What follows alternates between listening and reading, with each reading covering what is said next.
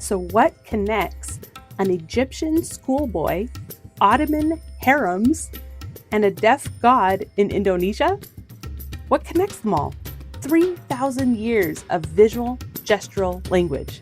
So come on, let's unearth the timeline of sign language history. Egypt, 1200 BC. First, we have Egypt signed to this or this, going way back into 1200 BC. BC. Absolutely incredible. And this record is found on a papyrus scroll, which says the following: "Thou art one who is deaf and does not hear, to whom men make signs with the hand." So it's a man, either a business owner or a school teacher, is reprimanding this boy, saying, "You wave your hands like deaf people who can't hear and with whom other people's sign." Ancient Greece, 3rd century BC. The next record is in ancient Greece around the 3rd or 4th century BC. Now, you know this man, Socrates. He wrote the following: "Suppose that we had no voice or tongue and wanted to communicate with one another. Should we not, like the deaf and dumb, make signs with the hands and head and the rest of the body?" Ottoman Empire, 15th to 19th centuries. So next is in Turkey, specifically the Ottoman Empire, that back in the 15th to the 19th centuries, they used a sign language called Harem sign language. And European visitors they recorded that they would gesture to each other. The women of the harem spoke little and expressed much by sign.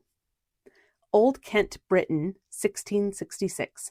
Our next record is from England, specifically Britain, about Old Kentish Sign Language in the 17th century, specifically 1666, where a man recorded how he watched Sir Downing, yes, the same man the street is named after.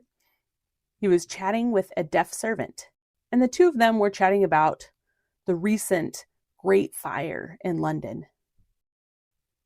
There comes in the dumb boy, who is mightily acquainted here with Sir Downing, and he made strange signs of the fire and how the king was abroad, and many things they understood, but I could not, which I wondering at and discoursing with Downing about it. Why, says he, it is only a little use, and you will understand him and make him understand you with as much ease as may be. African oral histories. So the next records are African oral histories passed down through generations. Now, we don't know the exact years of these histories, but we do know that deaf are mentioned again and again in the records. Typically, they're mentioned as deaf servants, who were useful because they couldn't overhear confidential or private conversations. And so it was common for rulers to have deaf servants. Native American sign languages. Next are the many indigenous Native American sign languages. And again, we don't know specific years of when these came to be because we have no records until 1930, when a man filmed about 30 tribal chiefs who were discoursing, of which you can watch a part of the video right here.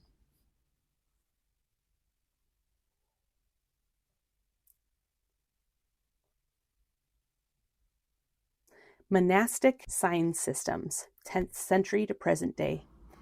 Next, mainly during the 7th to 15th centuries, many Catholic monks in Europe showed their devotion, showed their gratitude to God. How?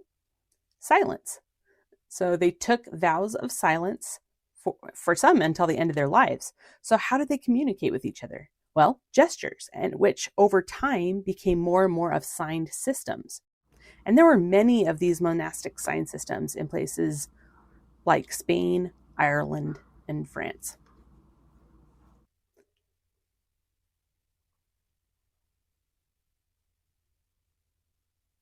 Deaf villages. Next, we have the worldwide phenomena of deaf village sign languages that have most likely existed from the beginning of time. So for example, in Thailand, there's a temple with paintings on the walls. And those paintings show deaf how to worship their gods. They give visual directions. So cool, right? Another deaf village, sign language, is in Mexico, where they count by, well, you know how we count typically by tens? Our number system is based on 10. In this village, their number system is based on what number? 20. Why, you may ask? Well, they use both their fingers and their toes, so counting both their hands and feet, there's 20 digits to use. So their system is based on 20. The next deaf village is in Ghana, where up to 11% of the community was deaf due to inherited genetics. 11%. And that continued until 1975, when a law was established that made deaf and deaf marriages illegal. And the result was the number was significantly reduced. Another village was on Martha's Vineyard, which is an island here in the United States.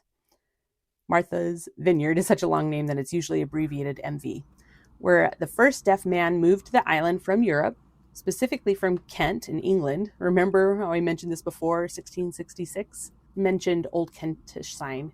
Anyway, he moved to the island in the year 1694, and he had many children. So that deaf gene, if you will, spread, and there they developed a sign language. Institutionalization of sign languages, 18th century.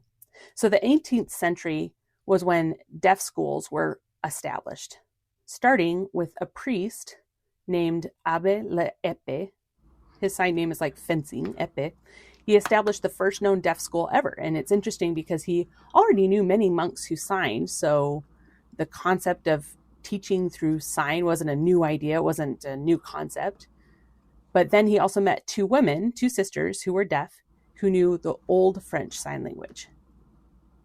And so he learned from them their language and added elements of French, like grammar and words. And he taught deaf children, and that became over time what today is now French Sign Language. The idea to set up a deaf school spread worldwide, leading to many deaf schools being established. And I'll make a video about this topic later, but that idea spread around the world from 18th century to the modern century. Displacement of local sign languages. So, with the establishment of deaf schools, that process, which was a good thing, but it meant that local indigenous village sign languages were displaced, and deaf were taught only French Sign Language or ASL or BSL, British Sign Language. So local sign languages started to go extinct. In Africa, schools today still teach French Sign Language, a similar sign language, or they teach ASL. In North America, the indigenous Native American sign languages and Black ASL is never taught. So it's sad to see this happen worldwide. And ironically, as countries recognize sign languages and they set up standardized sign languages, which is good for legal reasons, and it's good for disability law, medical reasons, but these standardized languages have completely displaced local languages. The future of sign languages. So now, what does the future of sign languages look like? Well, we don't know, especially with technology changing right and left, but I have two predictions. First, more efforts will be made to preserve local village indigenous sign languages. How? Well, indigenous Native American sign languages are currently being preserved by tribes who, as groups, are determined to pass down this cherished language heritage to future generations. And so they're encouraging youth to learn it again. Second, InterSign University. So I set up this program 12 years ago because I saw how many sign languages were going extinct. And I felt so strongly that we need to preserve them. So if you want to show support for this project, buy a class that we offer. Deaf teachers worldwide want to share their sign languages with you, like Nepali, Chinese, Korean sign language, many, many more sign languages. By taking these classes, you show support for that language, for it to be preserved. So, what does the future look like? I'm guessing here, but before, International Sign, IS, was only used for the World Federation of the Deaf or for the Deaf Olympics. But now, as the world gets smaller and smaller, and deaf worldwide associate online every day through YouTube, TikTok, and many other social medias. International Sign is being used every day. It's not just at the WFD or the Deaf Olympics. It's not only known by a few. Now, many deaf around the world are using it to connect with each other. So IS is being used more and more. So International Sign, which previously had been a sign system, is now well on its way to becoming more of a full sign language. That's my prediction anyway.